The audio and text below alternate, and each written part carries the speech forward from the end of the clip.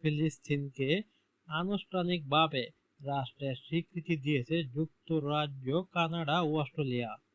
রোববার প্রথম জি7-এর দেশ হিসেবে ফিলিস্তিনকে রাষ্ট্রের স্বীকৃতি দেয় কানাডা।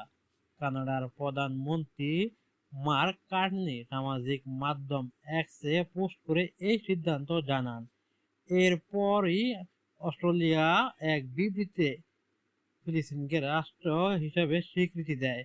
এরপর কিছুক্ষণের মধ্যেই যুক্তরাজ্যের প্রধানমন্ত্রী স্যার কিয়ের স্টারমার ঘোষণা দেন যুক্তরাজ্য ফিলিস্তিনকে রাষ্ট্র হিসেবে স্বীকৃতি দিয়েছে।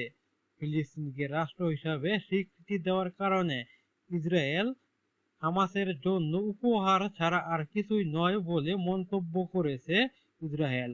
অবশ্য এই স্বীকৃতিকে কেন্দ্র করে ইসরায়েল এই তিন দেশের উপর খুবই রাগ করেছে, কেননা তারা চাইছিল যাতে কোনোভাবে ফিলিস্তিন স্বাধীন রাষ্ট্র হিসেবে স্বীকৃতি না পায়।